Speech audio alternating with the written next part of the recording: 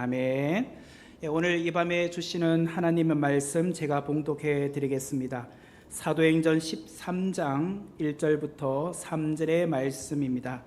제가 갖고 있는 성경으로는 209페이지 사도행전 13장 1절부터 3절의 말씀입니다.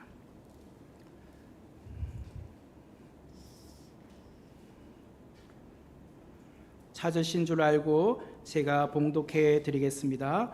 안디옥 교회에 선지자들과 교사들이 있으니 곧 바나바와 니게르라 하는 시므온과 구레네 사람 루기오와 분봉왕 헤롯의 젖동생 마나인과 및 사울이라.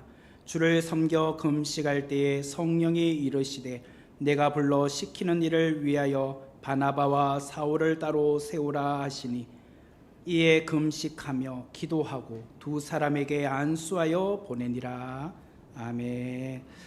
제가 기도 중에도 언급을 했지만 오늘은 특별히 귀한 우리 강사 목사님을 모셨습니다.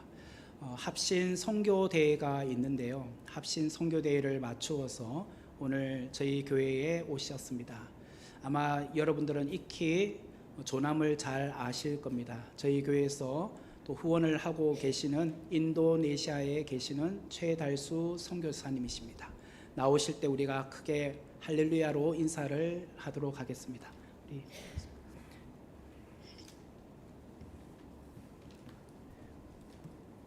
우리 다 같이 할렐루야 하겠습니다. 할렐루야.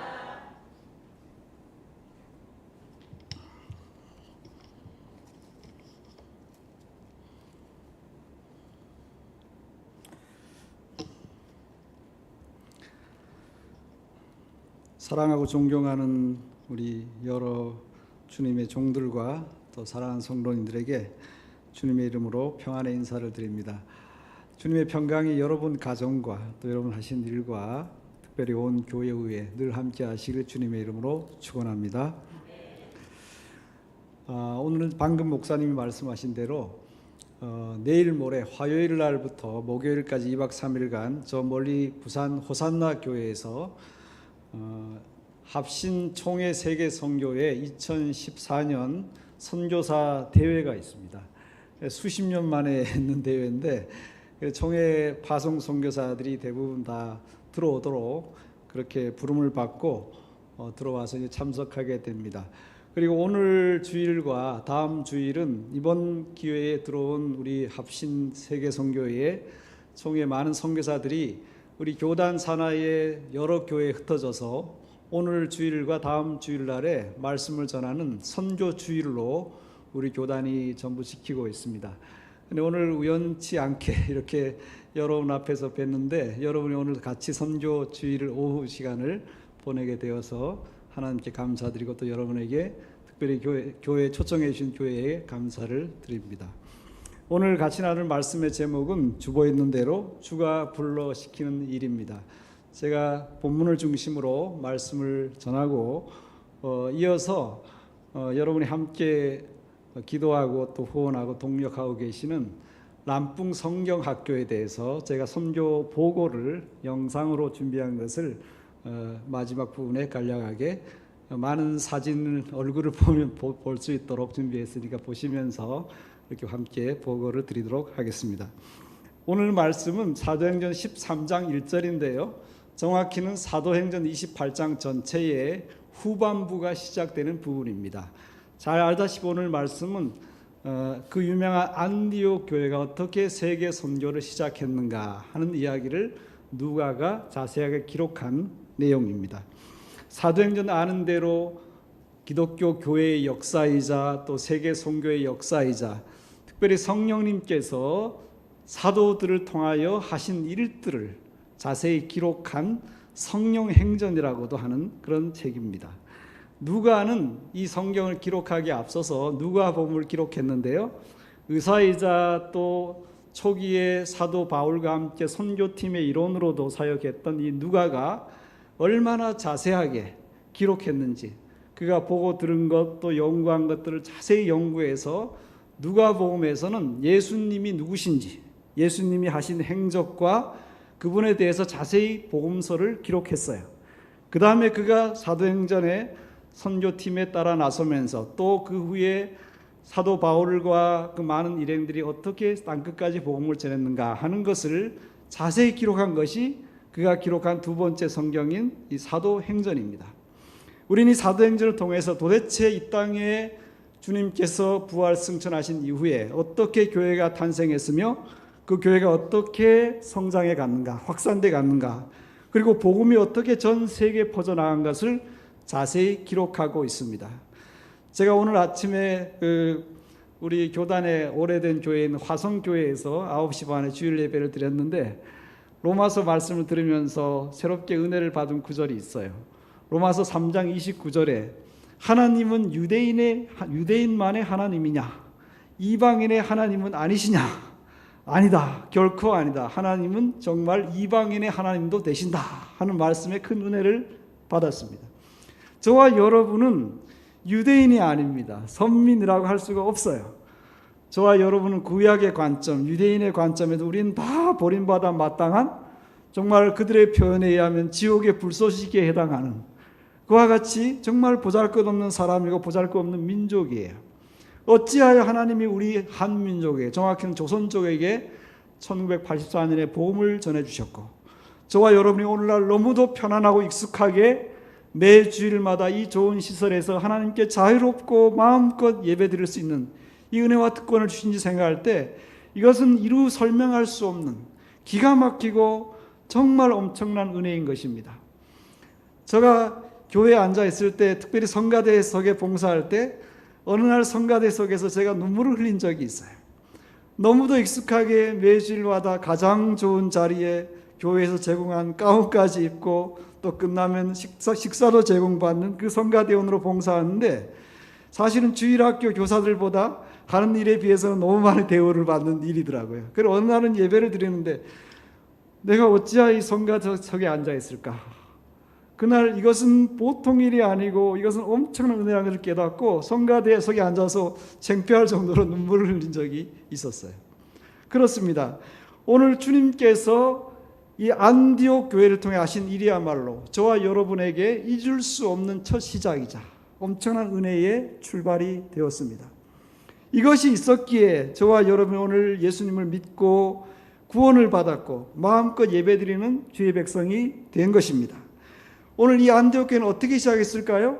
성경 누가복음 사도행전 11장의 하반부에 보면 예루살렘에 큰 핍박이 일어났어요. 오순절에 성령께서 약속대로 임하시고 교회가 세워져서 크게 부흥했을 때 역시 사단은 거기서 같이 역사하죠. 그래서 헤롯을 중심으로 많은 그 핍박을 해서 유명한 사도 야고보 12사도 중에 한 사람이 순교를 당하게 됩니다. 이 큰 핍박을 계기로 사도 외에는 다 흩어졌다고 사도행전은 기록하고 있어요. 여러분, 저와 여러분이 신앙생활하면서 많은 어려움과 핍박, 또 예수 믿는다는 그것 때문에 당하는 고난이 성경은 이상한 일이 아니라고 하고 있어요. 심지어 무릇 경건하게 살려고 하는 자는 핍박을 받으리라. 우리가 그리스도를 따르는 것은 그분의 고난의 발자취를 따르는 것이라고 성경이 적극적으로 말씀하고 있습니다. 그리고 또 예수 믿다가 받은 엄청난 핍박 가운데 다 자연스럽게 흩어졌어요. 그런데 그 중에 몇몇 사람이라고 기록하고 있는데 이 몇 사람이 안디옥까지 도망을 가서 오늘날 말하면 서울에서 한 신의주 정도 됐을 것 같아요.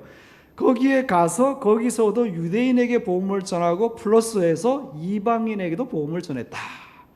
그래서 주의 손이 함께 하셔서 많은 사람이 믿게 되고 세워진 교회가 안디옥 교회다. 그래서 사도행전 전반부의 예루살렘 교회와 베드로가 중심이라면 13장부터 28장까지 후반부에 중심된 교회는 안디옥 교회와 사도 바울인 것입니다. 하나님이 모교회 같은 예루살렘 교회를 통하여 결국은 흩어진 민들레꽃처럼 퍼져서 안디옥 교회가 생기고 그 안디옥 교회가 이제 시점으로 해서 그것이 본부로 해서 전 세계에 우리 한민족까지 복음이 전하게 하신 역사적 기록을 사도행전 13장 1절부터가 담고 있는 것입니다.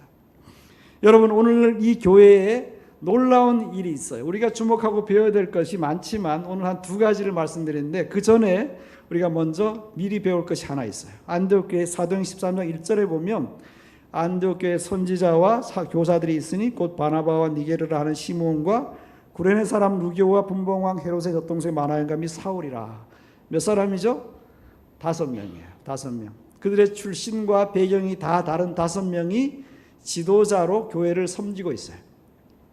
여기 교사와 선지자, 물론 교사는 사도 바울께서는 목사와 교사라 그래서 이분들이 틀림없이 목회자예요. 그리고 선지자들은, 신약의 선지자들은 미래를 예언하는 것도 있지만 더 큰 부분은 하나님의 말씀을 전하는 자들을 신약시대의 선지자라고 이야기를 했어요. 그들의 다양한 직임을 가진, 다양한 사역을 하는 다양한 배경 출신의 5명이 목회를 하는데, 여러분 일단 목회자가 5명 있다 하는 것은 무엇을 말할까요? 안디옥 교회가 상당히 컸다. 단기간에 굉장히 부흥성장하고 하나님의 은혜가 충만했다. 처음에 몇몇 평신도, 이름 없는 몇 사람이 복음 전해서 세워진 교회예요. 여기는 어느 목사님이, 어느 사도가 파송되어서 개척한 교회가 아닙니다. 그래서 지금 우리가 주님의 자녀로, 주의 성도로서 하는 개인 전도가 그렇게 의미가 있어요. 여러분 삶으로 하나님의 위대하심과 하나님의 사랑과 이것을 우리의 매일매일의 삶과 말로 세상에 증거하는 것이야말로 그 몇 사람이 했던 전도 같은 것이에요. 여러분 전도는 위대한 것이지만 굉장히 평범한 것이에요. 특별한 것이기도 하지만 매우 일상적인 것이에요. 그들이 삶으로, 또 우리의 삶으로, 우리의 입과 우리의 생활로 하나님의 좋으심, 하나님의 위대하심, 하나님이 내게 하신 일, 예수님이 하신 일들을 그저 자연스럽게, 그냥 자연스럽게 우리가 아는 대로, 우리가 경험한 대로 자연스럽게 습관적으로 그렇게 전할 때 하나님이 그들을 사용하셔서 안디옥 교회를 만드신 것입니다. 이것을 믿으십니까? 안디옥 교회는 이렇게 부흥했는데 처음에 예루살렘에서 바나바가 파송되어 보니까 하나님의 은혜가 충만한 거예요. 도저히 감당 못하니까 멀리 가서 사울을 데려다가 같이 또 가르쳤어요. 그렇게 교회가 더 부흥하니까 지금은 5명이 됐단 말이죠. 자, 하나님께서 세우신 5명이 얼마나 환상적인 국제적인 팀인가를 여러분이 보셔야 돼요. 이 사람들은 뭐 왕족도 있고 피부색이 검은 니게로 흑인도 있고 사울 같은 아주 탁월한 사람도 있고 잘 가르치는 바나바 같은 사람도 있고 다양한 멤버들이 여기 있어요. 그런데 문제는 이들 가운데 그 어떤 분열도 볼 수 없고 그 어떤 차별도 볼 수가 없어요. 정말 예루살렘 초대교회 모습처럼 성령이 충만해서 사랑과 말씀과 기도와 교제가 넘치는 교회, 우리가 꿈꾸는 이상적인 교회의 모습에 근접한 교회가 안디옥 교회입니다. 여러분 5명의 지도자가 급격히 성장한 한 교회에서 목회한다는 것은 쉬운 일이 아닐 거예요. 지금 우리의 단일 민족의 관점에서 보면 이것은 더 어렵습니다. 제가 지금 인도네시아 25년 살면서 사역하는데 생각이나 저의 생활 습관이나 언어나 거의 모든 것이 그분들하고 비슷해졌어요. 한 10년 사니까 제가 말을 잘하니까 그들이 저를 인정하기 시작하더라고요. 저희가 가면 이 사람들이 물어요. 몇 년 되셨어요? 이렇게 묻는다고요. 한 10년 됐고 그들의 말을 잘하면 그때부터 인정해요. 저는 그들 가운데 거의 현지인처럼 받아들여진 사람이에요. 목회자들하고도 자유롭게 이야기하고 제가 읽고 쓰고 뭐 동시 통역하고 언어를 자유롭게 다 하니까 어떤 데는 제가 운전하다가도 내가 외국인이지 새삼스럽게 각성을 해야 될 정도로 그들을 의식하고 똑같이 됐다고요. 우리 단일 민족이 있는 우리가 그들 다양성, 조금 이따 보시겠습니다. 그렇게 다양한 인도네시아에 살아간다는 건 쉽지 않았어요. 우리는 말이에요, 나와 다른 것을 틀리다고 생각하거든요. 그죠? 디퍼런트가 wrong이에요. 우리는 다르다는 것이 틀리다고 얘기하거든요. 다른 거는 다른 것이 틀린 게 아니에요. 그것은 진리의 문제가 아닐 수가 많거든요. 그래서 그들의 국가 모토는 다양성 속의 통일성이에요. 아주 다양한 그냥 용광로 속에 모든 걸 집어넣어서 다 녹여서 하나 된다. 이런 식의 국가 모토가 있어요. 여러분 우리 한국 사람들은 굉장히 좋아요. 단일 민족의 단일 언어에 뭐 경상도와 전라도가 조금 달라도 우리가 남이가 말 다 통하고 하잖아요. 이 사람들은 언어가 한 500에서 700개 되니까 자기네까지 전국 뭐 퀴즈 대회를 TV 스튜디오에서 하면 자기네끼리 응원단끼리 전혀 다른 언어로 응원을 해가지고 사회자가 하나도 못 알아보고 그래 이제부터 표준어로 하겠습니다. 이래야 이제 통하는 나라예요. 그런데 이 단일성이 우리가 가진 획일성으로 간단 말이에요. 예? 단일한 건 좋아. 그런데 획일성으로 가니까 이게 이제 자꾸 차별을 만들고 분열을 만들고 이제 평가하고 말이에요. 우월감을 낳고 열등감을 낳는다. 이건 우리의 약점입니다. 정확히 말해서. 그래서 교회라는 것은 에베소서에 보면 사도 바울께서 그렇게 로마 옥중에서 마지막 강조한 심혈을 기울여서 에베소서에 보면 하나님 유대인과 이방인의 벽을 다 허셨다. 십자가로 벽을 다 허셨는데 누가 우리 사이의 벽을 다시 세우겠느냐, 그 말씀하셔요. 사랑하는 성도 여러분, 우리가 기억해야 돼요. 주님의 교회는 정말 용광로 같아요. 성령의 용광로 같아요. 우리의 다름이 다 녹아져야 되고 그리스도의 사랑 안에서 하나가 되어야 되고, 사도 바울이 고린도전서에서 그렇게 얘기하던 7가지 하나, 한 분 하나님, 한 분 예수 그리스도, 한 분 세례, 한 분 성령, 한 분 믿음, 우리는 다 하나, 이 그리스도 안에서 진정한 하나, 거대한 하나가 되는 것이 교회지. 이 안에서는 우리의 다양성도 용납되고 우리의 다름도 틀림으로 비판되지 않고 다 용납되고 포용되는 것이 그리스도의 큰 교회, 하나님의 가족입니다. 믿으십니까? 우리가 여전히 그 부분에 걸려 있다면 우리 자신이 계속 우리를 고쳐나가면서 하나됨에 힘써야 돼요. 성령 안에서 하나되게 하신 것을 힘써 지키라고 말씀하셨잖아요. 오늘 이 아름다운 안디옥 교회의 지도자들에게, 또 그들이 전체적으로 정말 예배를 잘 드리고 있는 모습을 13장 1절 2절이 말씀해요. 2절에 이렇게 하죠. 주를 섬겨 금식할 때에 성령이 이르시되. 자, 주를 섬겨 금식했다는 것은 한마디로 그들이 예배를 정말 잘 드리고 있는 모습을 묘사하는 말이에요. 예배를 잘 드리고 있다. 우선 금식 기도 자체 얘기한 게 하나님을 정말 섬기는, 그 예배란 말이 서비스잖아요. 영어로 우리가 봉사, 예배, 이것이 다 섬긴다는 말이에요. 여기 주를 섬긴다, 금식하다, 예배를 정말 잘 드릴 때 그들이 무엇을 들었다고요? 하나님의, 특별히 성령님의 음성을 들었다. 어떻게 들었을까요? 아까 1절에 보면 선지자도 있고 하나님 말씀을 전한 선지자도 있고 또 말씀을 가르치는 목사와 교사도 있었다 그랬어요. 그들이 아마 두 가지로, 즉 담임 목사님이 말씀을 전할 때, 또 그들 가운데 있는 신약의 선지자들이 하나님의 말씀 메시지를 전할 때 그것을 통하여서 이 성령의 분명한 메시지, 음성을 들었다는 거예요. 여러분, 이 음성이 무엇일까요? 한 줄이에요. 보세요. 성령이 이르시되 내가 불러 시키는 일을 위하여 바나바와 사울을 따로 세우라. 성령이 이르시되 내가 불러 시키는 일을 위하여 바나바와 사울을 따로 세우라. 이 메시지는 너무 분명하고 너무 간단하고 너무도 구체적이어서 이 말씀에 대해서 그 어느 누구도 소위 말하는 토를 달거나 해석을 새로 하거나 어떤 핑계를 댈 수 없는 굉장히 특별하고 권위가 있고 너무 분명한 메시지였어요. 우리가 성경 읽을 때 귀에 걸면 귀걸이, 코에 걸면 뭐예요? 코걸이.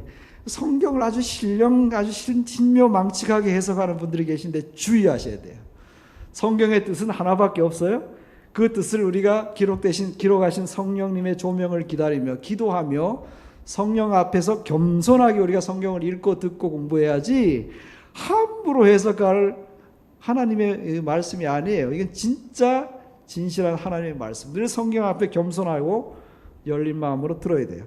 그들이 이 성령의 메시지를 분명하게 들었을 때 그들은 뭘 해야 됐을까요?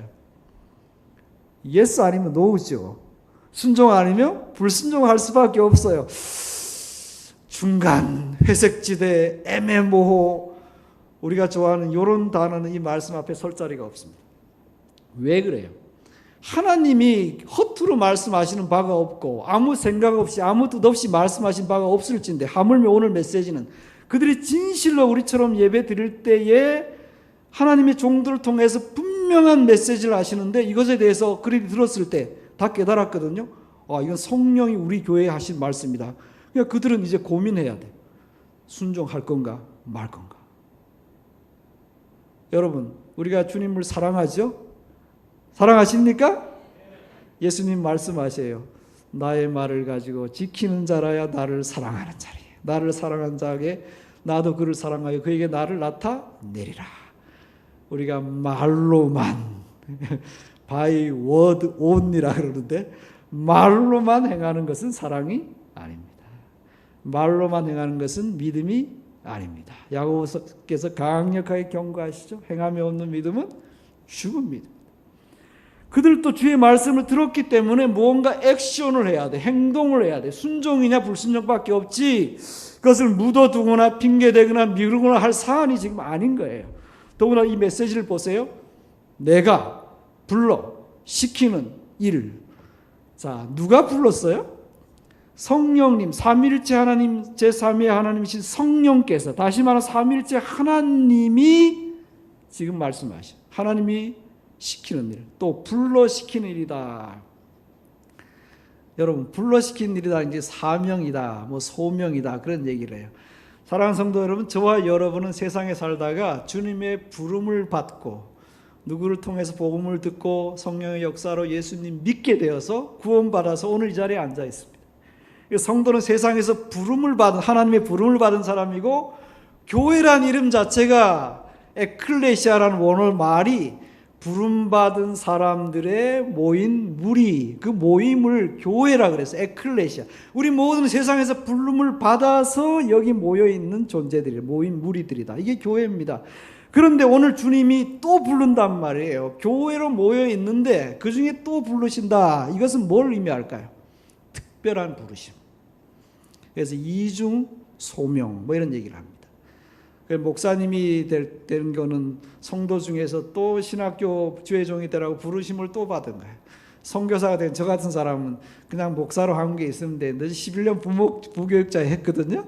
그런데 또 불러갖고 선교사. 근데 저는 뭐 고등학교 때부터 그냥 예수 믿고 바로 선교사로 부르셔가지고 20년 선교사 준비하고 나가서 지금 25년째 고생하고 있습니다. 그런데 문제는 주님이 부르셨다는 거예요. 뭘 위해서? 그 다음이 답이 있어요. 내가 불러 시키는 일이 있다. 시키는 일. 자, 여러분 우리 사역이라는 단어 쓰잖아요. 사역, 사역자. 사역이란 말 그 자체가 일을 시킨다는 의미예요. 바로 이것이 사역이에요. 그래서 일을 이게 맡겨서 시키는 것을 사역이라고 그러고 그 일을 하는 사람들을 사역자라 그래요. 다른 말로 하면 보냄받은 사람. 여러분 선교단 말도 선교란 말이 보낸다는 뜻이에요. 보낸다. 그래서 선교사는 보냄을 받은 사람들을 선교사라 그래요. 내가 불러시킨 일. 자, 또 갑니다. 내가 불러시킨 일이란 것은 이것이 보통 일일까요? 특별한 일일까요? 예, 우리가 믿음이 없어도 눈치는 있어야 된다. 그런 유명한 명언이 있는데 조금 전에 앞에 말씀했잖아요. 이거는 하나님이 부르신 일이니까 특별한 일이란 말이에요. 누가 불렀다고요? 만왕의 왕 정도가 아니라 정말 우주와 하늘과 땅을 지으시고 세상을 구원하시고 심판하실 하나님이 직접 불렀어요. 와, 저는 이 부르심 앞에 뭐 몸둘 바를 모르겠습니다. 이렇게 해야 돼요. 우리가 성은이 망극하옵니다 정도가 아니고 하나님의 부르심 앞에서는 우리가 정말 벌벌 떨면서 아니 위대하신 하나님이 저 같은 자를 부르시다니. 얘가 어디 있어요? 모세. 떨기나무 앞에서 하나님 시내산에 부르실 때 덜덜덜 떨었잖아. 내 발에 신발 벗어. 나이키든지 말이야 뭐든지 상관없어. 무조건 벗어. 더러운 신. 죄인을 하나님이 거룩한 부르실 때 덜덜 떨면서 부르심을 받았잖아요. 이사야가 부름 받을 때 이사야 6장에 뭐라 그랬어요? 내가 누구를 부르며 누가 우리를 위하여 갈고. 그랬더니까 이사야가 주여 내가 여기 있나 나를 보내소서. 그러니 나는 입술이 부정한 자다. 막 숯불이 날아와 입술을 지지잖아요. 우리 다 죄인이고 엄청난 자들인데 하나님이 부르시는 거예요. 그 부르심 자체가 너무 영광스러운 부르심이에요. 여러분 선교 생활할 때 이미지가 뭐예요? 조금 전에 제가 말씀드렸잖아요. 힌트. 고생하는 사람. 선교사는 고생이지. 그래 아이들이 개고생한다. 개고생이 아니에요. 의미 있는 고생이에요. 정말 의미 있게 고생하는데 이 고생은 돈 주고 살 수 없고 영광스러운 고생이다. 여러분 제 아내에게 너무 죄송한데 저는 다시 태어나도 선교사 할 겁니다. 아멘? 여러분 아멘 하실 필요가 없어요. 저같이 아들 셋이 있는데 한 녀석을 선교사를 보내도 괜찮을 것 같아요. 그런데 아들 한 명 낳으면 이게 애지중지라 이게 못 보낸다. 아브라함의 그냥 이삭처럼 말이에요. 자, 다른 데로 갔습니다만 하나님이 불러시킨 일은 매우 매우 특별하고 중요한 일이기 때문에 이 부르심 자체가 너무 영광스럽고 두려운 부르심에 있어서 여기에 우리가 순종하는 자체가 너무너무 감사한 거예요. 여러분 주의 종이 되는 것만큼 영광스러운 일이 없어요. 그 전에 예수님 믿도록 부름받을 만큼 큰 은혜가 세상에 어디 있습니까? 예? 선교사도 고생하는 사람이 아니라 영광스러운 부름에 응답한 사람. 영국 선교사로서 중국에서 옛날 변발까지 하면서 40년을 선교한 허드슨 테일러라는 분이 있어요. 근대 선교를 이끈 분 중에 한 분인데 40년을 변발하고, 그분이 뭐라 그런가? 저보다 좀 더 세요. 이래요. 내게 만일 1000개의 목숨이 있다면 그 1000개를 다 선교를 위해 바치겠다. 저는 겸손해서 1개만. 왜 그래요? 그만큼 주의 부르심이 특별하고 영광스럽고 나 같은 자를 통해서 하나님의, 조금 이따 보겠습니다, 하나님의 위대한 계획인 하나님의 뜻을 성취하는 도구로 사용하신다. 내가 불러 시키는 일을 사역자로 만드신 거예요. 여러분, 여기에 우리의 도전이 있어요. 주님이 다 아셔요. 우리 이름을 아셔요. 그 5명의 지도자를 다 아시는데 이름을 콕콕 찍어서 부르셨어요. 누구를 부르셨다? 누구를 부르셨어요? 2절에 보니까 바나바와 사울을 따로 세우라. 하나님은 너무너무 정확하셔서 때로 우리는 조금 당황할 때가 있어요.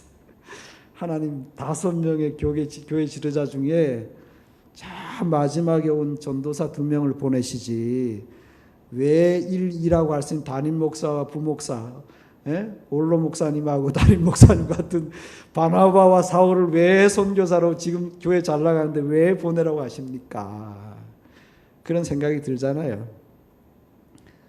전에 여러분 이제 어느 교회라 지명하지 않습니다만 유명한 한국 교회가 한 10년 전에 목사님 한 분이 은퇴하시게 되었어요.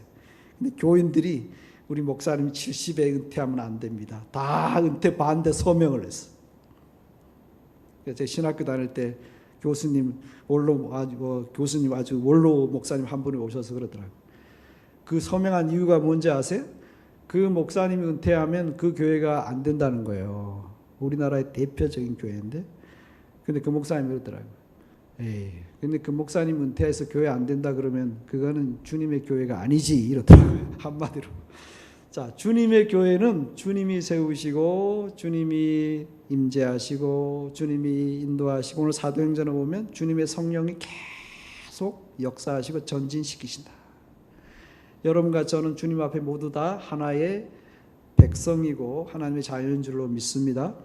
우리가 좀 더 이 시간 빌려서 여러분에게 권면드리고 싶은 것은, 우리가 주님을 이 말세지만에 조금 더 진실하게, 좀 더 하나님을 더 힘과 목숨과 뜻을 다해 하나님을 사랑하기를 바라고, 또 주님이 세우신 교회를 여러분이 조금 더 사랑하기를 바라요. 그리고 주위에 있는 형제 자매를 조금 더 귀하게 생각하시고 조금 더 주님의 세 계명을 따라 내 이웃을 내 몸과 같이 사랑하라. 우리 형제를 조금 더 사랑하시기를 주님의 이름으로 권면드립니다. 우리가 그것이 없으면 바깥에 있는 우리 이웃들을 사랑하고 세계 영혼들을 사랑하는 것은 거의 불가능에 가까워요. 옆에 있는 가족을 못 사랑하고 옆에 있는 내 형제 자매 교회 교인들을 사랑하지 못하는데 어떻게 나와 상관없는 불신자를, 다른 이방의 사람들을 사랑하고 전도하고 선교하고 봉사할 수가 있겠습니까? 주님께서 이 2사람을 불러 세우신 것은 주님이 지금 불러시키는 일이 너무도 중요하고 너무도 특별하기 때문에 어쩌면 가장 엘리트고 이것을 감당할 사람을 뽑아서 부르신 거예요. 여러분, 선교사는 다 위대한 영웅들이 아니에요. 보통 사람이에요. 사도 바울처럼 똑같이 연약하고 저처럼 참 연약하고 힘든 일을 많이 겪는데, 그럼에도 불구하고 주님이 부르심에 따라갔을 때 능력 주시고 지혜 주셔서 그 일을 감당하게, 그 일을 시켜서 하게 하실 분이에요. 그런데 이 하나님께서 바나바와 사울을 부르실 때 이 선교, 세계 복음 선교, 이방인까지 복음이 확장되는 이 일이 너무 중요하고 너무 의미 있고 큰 일이기 때문에 가장 지금 중요한 2사람을 불러서 이 일을 맡기신다 하는 것은 우리가 선교에 대해 생각을 좀 바르게 할 필요가 있어요. 그리고 또 이런 누가 불러시켰다고요? 하나님이 불렀잖아요. 그러니까 이 일은 우리의 선택사항이 아니다. 세계 선교는 우리의 선택사항이 아니라 우리의 의무이고 우리가 순종해야 될 부분이다. 예수님 마태복음 28장 18절 20절에 부활 승천하시기 마지막에 12제자, 그것은 교회의 기초를 상징해요. 장차 교회의 기초가 될 그들 사도들에게 뭐라고 분부하셨어요? 그것이 그 유명한 지상명령 아닙니까? 예수께서 나와 이르러 가라사대 하늘과 땅의 권세를 내게 주셨으니 그러므로 너희는 가서 모든 족속으로 제자를 삼고 아버지와 아들과 성령의 이름으로 세례를 주라. 그리고 내가 분부한 모든 것을 가르쳐 지키게 하라. 볼지어다 내가 세상 끝날까지 너희와 항상 함께 있으리라. 그게 복음서의 마지막이고 그 다음에 사도행 1장에 보면 여기 올라가셨다. 성령 기다리라. 너가 성령 받으면 능력 받아서 예루살렘과 온 유대와 사마리아 땅까지 내 증인이 되리라. 사도행 1장 8절 말씀하시고 올라가셨어요. 하나 더 한다면 내가 가심을 본 그대로 다시 오리라. 재림 약속까지 하시고 가셨다. 여러분, 그러므로 예수님의 이 마지막 지상명령, 세계 선교를 완수한 이 일은 저와 여러분 모든 주님의 교회가 심각하게 받아들이고 순종해야 될 명령이에요. 그래서 지상명령이라고 해요. 땅 지자가 아니고 지극할 지자 윗상자. 가장 큰 The Great Commission, 가장 큰 명령, 대위임 명령을 선교의 지상명령이라 그럽니다. 왕이신 하나님이 맡기신 이 일에 교회에서 명령하신 부분이기 때문에 우리가 크든 작든 이 일을 순종하기 위해서 애를 쓰는 것이 당연하고 마땅하다. 그러지 않는 것이 바로 교회의 본질적인 사명인 선교의 사명을 잊어버린 교회들입니다. 여러분, 페루에 사무엘 에스코바라는 유명한 신학자가 있어요. 그분이 유명한 도전을 모든 교회 앞에 한 적이 있어요. 역사상에 수많은 교회들이 있었다. 큰 교회, 작은 교회 있었는데 지금 많은 교회들이 더 이상 역사 속에 존재하지 않는다. 왜냐? 그 교회는 지극히 평범하고 간단한 질문조차 던져보지 않았기 때문이다. 그 질문은 무엇이냐? 하나님이 왜 우리 교회를 이 시대에 이곳에 두셨는가 하는 것을 물어보지 않았다. 그 질문 속에 교회의 사명이 있다. 이 사명을 잃어버린 교회들은 역사 속에 뒤안길로 사라져버리고 우리가 유럽 교회 보듯이 많은 교회들이 이교도에, 술집에, 가라오케에 팔려나가고 있단 말이죠. 여러분, 한국 교회는 노령화 사회 위기보다 더 큰 위기를 겪을 수도 있어요. 그건 뭔지 아세요? 교회가 본질적인 선교의 사명을 잊어버린 일이에요. 여러분, 우리가 20%를 못해요. 저도 민족복음화, 세계복음화를 위해서 정확히는 1977년부터가 기도를 했어요. 그리고 1980년에 제가 고3 때 여의도 광장에 와서 세계복음화 대성회 때 나는 찾았네. 그때 제가 고3 때 장충체육관에서 선교사 헌신하고 20년을 준비하고 지금 한결같이 오거든요. 여러분, 그런데 지금 민족복음화율이 몇 퍼센트입니까? 20%가 됩니까? 아니죠. 뭐 많아야 가톨릭까지 합쳐야 15% 됩니까? 정확한 통계조차 잘 모르는 것 같아요. 왜 지금까지 우리가 130년 교회 140년 이렇게 자랑하는 열심인 한국 교회가 지금 거의 80년 후에 정체되고 후퇴되고 교회가 욕을 먹는다고 더 위축되고 몇 년 전에 와보니까 신천지 때문에 교회가 막 완전히 선교 열을 잃어버리고 저는 그래서 단적으로 꿰뚫어봤어요. 이것은 내부적인 사탄의 전략이다. 신천지는 굉장한 교회에 혼란을 줬고 가정을 파괴뿐만 아니라 특별히 우리의 복음 전도 열기를 꺾어버렸어요. 열심히 전도하면 무슨 신천지로 오해받잖아요. 이단의 열심이 우리에게 얼마나 큰 도전이 되는지 몰라요. 여러분, 그 다음에 외적으로 IMF 수많은 경제적인 어려움도 우리를 위축하게 합니다. 이 노령화 사회 굉장히 위험해요. 그런데 더 위험한 것은 교회가 선교적 본질을 회복하지 못하고 점점 상실해 가는 것. 교회의 동력이신 성령께서 교회를 계속 밀어서 복음을 전하게 하시고 선교와 전도를 계속 해나갔던 사도행전의 역사를 이제 잃어버리는 거예요. 28장에 마치 끝난 것처럼. 사도행 28장에 보면 아직도 쓰여지고 있는 책이에요. 닫혀진 책이 아니고 오늘 또 주를 믿고 순종하는 성도와 교회를 통해서 민족을 통해서 땅끝까지 복음이 계속 전해진 것이 완수되도록 계속 일하고 계시는 하나님, 열려있는 성경같이 보입니다. 사랑하는 성도 여러분, 말씀을 맺으면 저를 한번 따라하세요. 선교는 하나님의 일이다. 두 번째, 선교는 교회가 수행해야 된다. 이게 오늘 요점입니다. 사랑하는 성도 여러분, 주님께서는 왜 복음 전하고 선교하라고 하실까요? 주님을 모르는 사람들은 예배할 수 없기 때문이에요. 그들이 오늘 예배했다고 그랬잖아요. 어떤 분이 말씀하시기를 선교의 목적은 하나님을 예배하는 것이다. 예수님의 복음을 전해서 참되신 하나님께 돌아오게 하고 그 하나님을 찬양하고 예배하는 백성으로 만드는 것. 여러분과 저가 이웃에 우리가 그리스도의 사랑을 전하고 복음을 전하고 땅끝까지 복음을 전할 때 한 사람 두 사람이 주님 앞에 돌아올 거예요. 그래 그들은 예배 백성으로 우리의 거대한 천국 예배에 합류하게 될 겁니다. 요한계시록 7장 9절 이하에 보면 온 셀 수 없는 수많은 사람들이 수많은 방언과 나라와 족속에게 모여서 하나님 앞에 구원하심이 어린 양과 그 보좌인 하나님께 있다고 찬양하죠. 그 천국의 대예배 현장, 그 환상 가운데 사람들이, 우리가 전도한 사람들이 합류할 거예요. 제가 바라는 소원이 하나 있어요.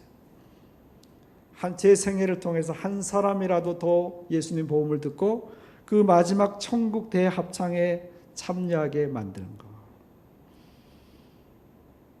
제가 대학교 1학년 때 한 자매를 전도했어요. 제가 CCC라는 대학생 선교회 멤버로 고등학교부터 있었는데 전도훈련도 받고, 하루는 대학교 1학년 때 잔디밭에 앉아서 봄날에 복음을 전했는데, 사연이를 통해 복음을 전했는데, 이 자매가 고등학교 때 소위 뒤에서 좀 놀던 자매야. 복음을 안 받아들여. 기도 전부터 그거 더 센데 하나님이 웬일인지 이 자매를 포기하지 않게 해요. 제가 한 달 내내 전도했어요. 한 달 내내. 어느 날 영접을 했어요. 그리고 제가 한 6개월 양육을 했잖아요. 제자로 키웠다고요. 계속 신앙. 근데 한 6개월 지나니까 정분 나겠더라고. 그래갖고 제가 뭐 그런 것도 싫어하지만, 이거는 남자가 여자를 그 제자 양육하는 것은 좀 어렵겠다. 그래서 6개월 후에 제가 설명하고 다른 이제 그 순장이란 다른 사람에게 인계하고 그런 적이 있어요. 근데 그 사람은 도고 동문과고 저는 영어 영문과인데, 졸업대가 되어서 이 자매가 신앙이 쭉 자라드니까 CCC 간사님으로 헌신을 했어요. 지금까지 제 나이 63세인데 그도 63세예요. 그녀도. 저 LA에서, 한국에서 수십 년을 간사님으로 수많은 대학생들을 전도하고 양육하다가 한 10여 년 전에 미국 LA로 선교사로 나가서 지금 거기서 간사님들 훈련시키고 대학생들 전도하고 그래요. 그래서 어느 날 하도 연락이 끊어졌는데 한 10년 전인가 어찌어찌 하다가 누구를 거쳐서 연락이 왔는데 편지가 한 통 왔어요. 이러는 거예요. 저보고 순장이라 그래요. 고려장이 아니고 순장이라 그러는데, 순장님, 내용 중에 많이 있지만 순장님은 제 생명의 은인이에요. 이렇게 썼더라고요. 제가 그 편지를 받고 제가 선교사였던데 얼마나 마음이 쨍하고 눈물 나는지, 내가 어떻게 당신의 생명의 은인이냐. 그 전도했거든요. 저보다 더 많은 사람을 지금 전도하고 구원으로 인도한 사람이에요. 제가 존경하는 친구인데, 그래서 제가 너무 감동받아서 가만히 있으면 되겠어요? 없는 선교사가 헌금을 아내랑 상의해서 막 긁어 모아갖고 자그마치 500불이나 미국에다 헌금 보내줬어요. 이야, 저 가만히 있지 못하겠더라고요. 너무 마음이 뜨거워져가지고.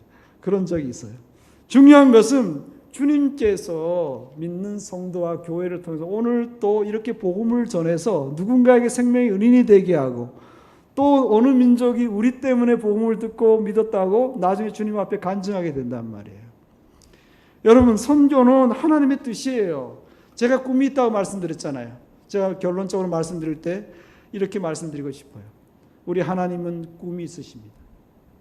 우리 하나님은 분명하고 큰 계획이 있으세요. 그게 하나님의 대문자 비전이라고 그러는데, 그는 모든 사람이 구원을 받으며 예수 그리스도를 아는 것이 그분의 꿈이라고 성경이 말씀했어요. 그의 독생자를 보내시고 온 세상을 믿는 자를 사랑하고 구원받고 멸망치 않게 하는 것이 하나님의 뜻이라고 하셨어요. 여러분, 하나님의 꿈과 하나님의 뜻과 하나님의 계획이 우리의 꿈이 되고 나의 비전이 되면 얼마나 좋겠어요. 거기에 우리 삶의 의미가 있는 거예요. 왜 사냐고 묻거든? 일을 위해 산다고 말해다. 여러분 바라기는 저와 여러분이 비록 평범하고 보잘것없고 우리가 가진 것, 우리가 할 수 있는 것이 적을지라도 하나님 우리의 주신 모든 달란트와 각자의 특성과 힘을 다 살려서 우리 주님 나라에 들어갈 그날 그 순간까지, 또 이 복음이 땅끝까지 증거된 일이 완수되는 그날까지, 그제야 주님이 오신다 그랬는데, 이 세계 선교의 완수를 위해서 저와 여러분이 무언가 작은 부분이라도 기여할 수 있기를 바라는 것입니다. 저는 이것이 우리를 향한 주님의 뜻이라고 확신합니다. 여러분, 선교는 돈으로 하는 게 그것만 하는 것이 아니에요. 기도와 사랑과 중요한 것은 우리의 진지한 순종, 진지한 마음이 중요하다. 부디 우리 모두를 통해서, 우리 교회를 통해서 계속해서 우리 민족이 복음화되고 북한도 선교하고 땅끝까지 더 많은 민족에게 복음을 전해서 한 명이라도 더 나 때문에, 우리 교회 때문에, 우리 민족 때문에 구원받았다고 천국에서 함께 얼싸안고 기뻐하는 그 영광의 자리에 함께 서기를 주님의 이름으로 축원합니다. 아멘. 이제 제가 영상을 보고 드리고 마무리 기도를 하겠습니다. 여러분, 교회 시설이 좋아서 제가 오늘 한 5분 정도 빨리 진행할 거예요. 걱정 마세요.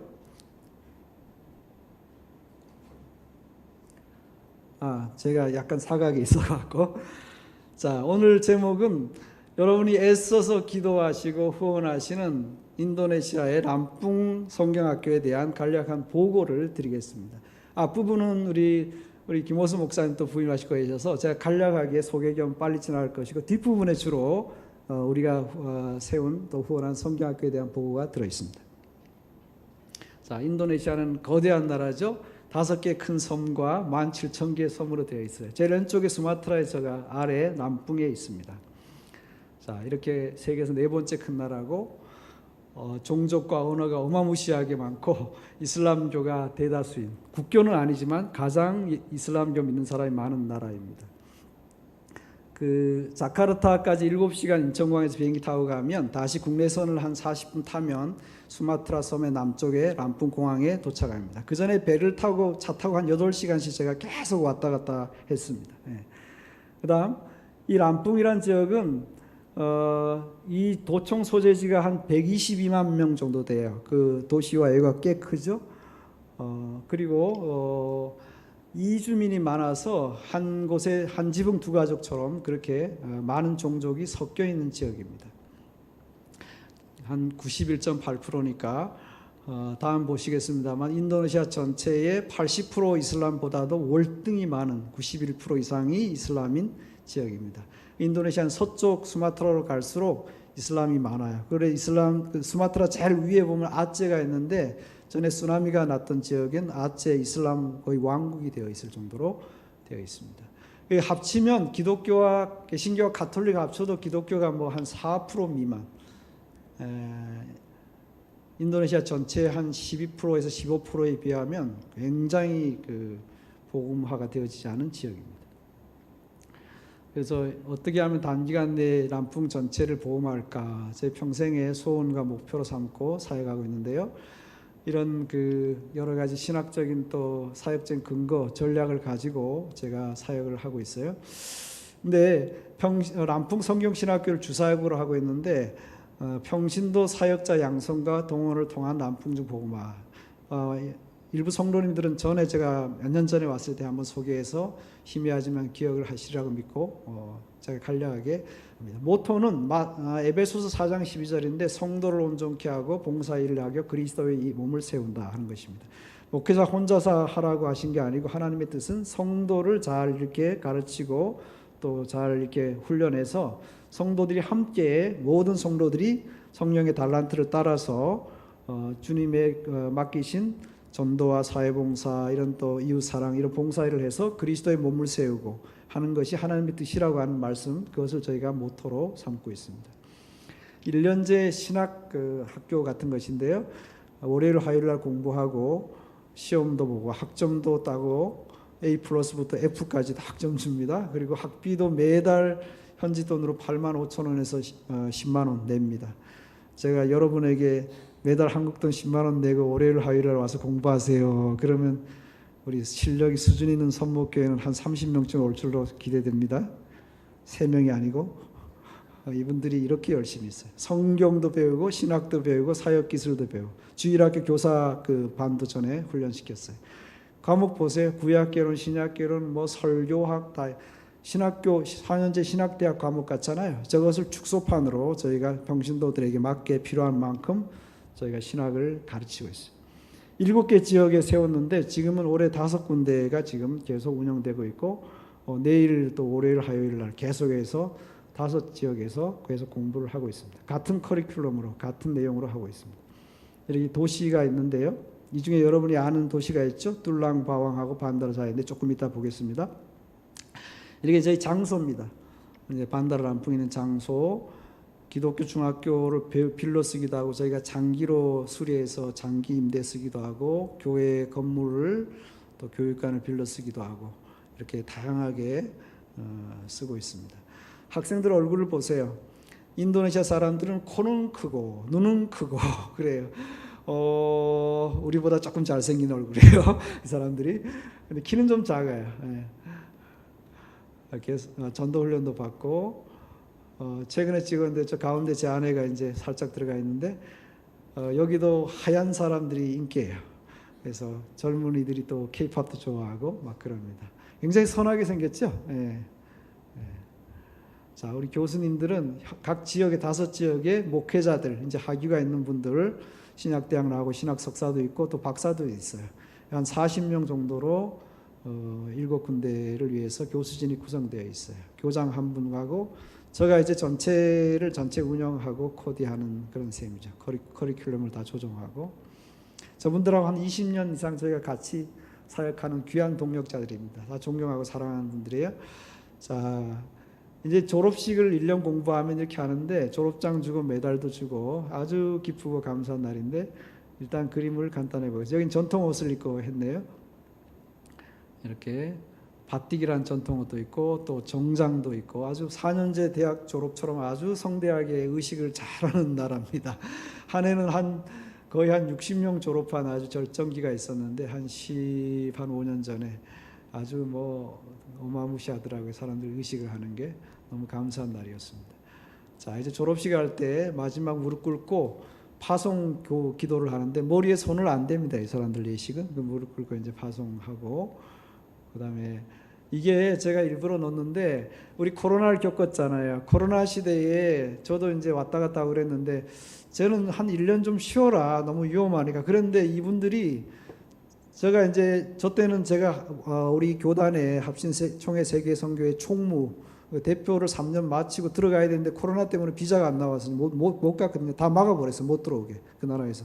그 사이에 이분들이 그 마스크를 쓰고 심지어 이 쉴드 있잖아요. 치고 계속 강의를 듣고 졸업식까지 저렇게 하는 거예요. 저 사진 보고 나중에 알았는데 와 마음이 그냥 울컥하더라고요. 이분들은 도대체 누구냐 이렇게 신실하고 우리 같으면 생명 위험해서 코로나 시대에 공부할 엄두가 안 나잖아요. 다 마스크 쉴드까지 다 치고 졸업식을 했더라고요. 그래서 지금 성경학교가 7군데 있는데 저기 제가 이름을 넣어놨어요. 뚫랑바왕과 반다르자야인데 도청 소재지 제일 아래 반다르 람풍부터 지도 보시면 동서남북 중 뭐 그 정도로 골고루 퍼져 있어요. 하나님 은혜로 이렇게 역사하셔서 7군데를 저희가 개척했는데 졸업생 총수는 뭐 제가 정확히 통계를 잘 못 내는데 한 700명 정도 육박하지 않을까. 한 20년 이상 했으니까요. 지금 뚫랑바왕에 우리 뚫랑바왕과 그 남풍 북부고 그 다음에 반다르자의 남풍 중부인데 우리 선목교회가 많은 기도와 또 후원으로 여러분 그 교회 성경 개척에서 지금 운영하고 있는 2군데입니다. 예. 위치가 저 정도 있어요. 자, 이제 우리가 후원하는 그 학교에 대해 조금 더 디테일하게 좀 빨리빨리 진행해 보겠어요. 반다르자의 중부 람풍군에 있는 학교인데 교회의 그 주일학교 교육관이에요. 저 2층을 빌려 쓰고 있어요. 1년에 우리 돈으로 한 12만 원 정도 교회에다 감사한금을 주고 있어요. 굉장히 싸게 하고 있죠. 저 아래층에 이제 오토바이를 집어넣고 분실 위험 때문에 자 이제 강의가 8시 반에서 밤 8시 반 9시에 끝나면 학생들이 오토바이를 다시 꺼내서 타고 가는데 깜깜한 밤길에 가로등도 없는 거의 시골길을 한 1시간 정도 오토바이 타고 집에 가야 돼. 위험하죠. 위험해 실제로. 강도 위험도 있고 도로 교통의 위험도 있고 늘 기도해 저들의 안전을 위해서.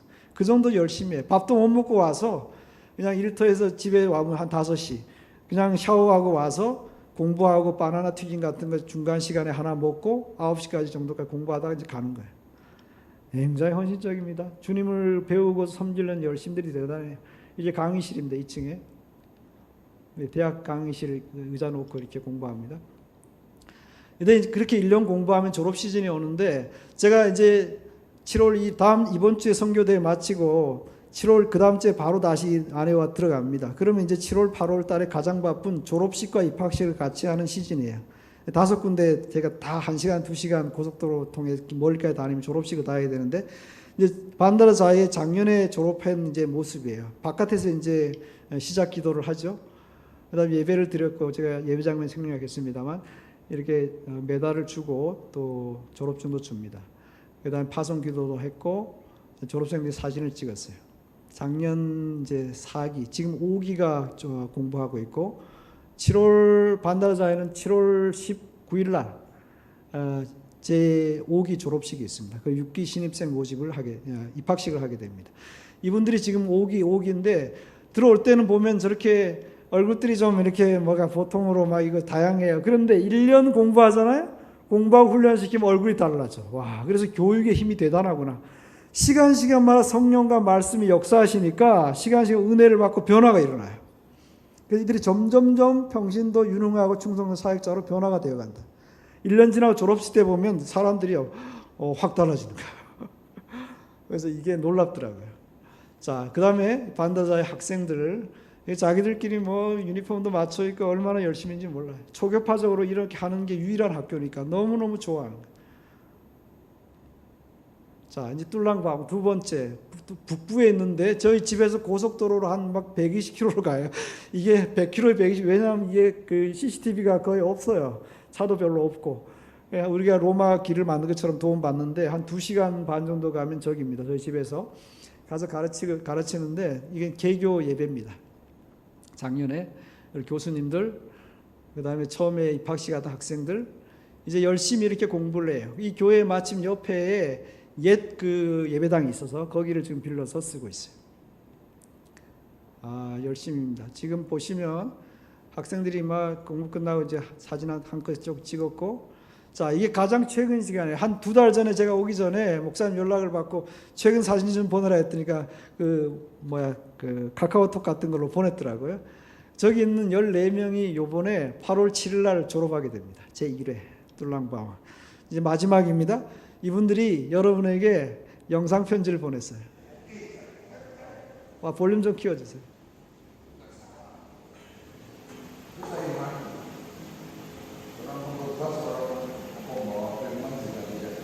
강의 모습입니다.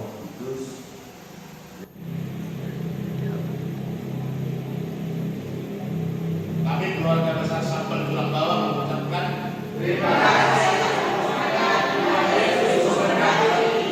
다 알아들으셨죠?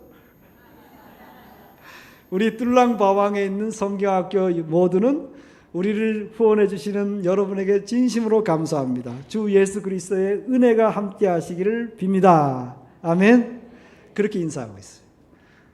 멋있죠? 예.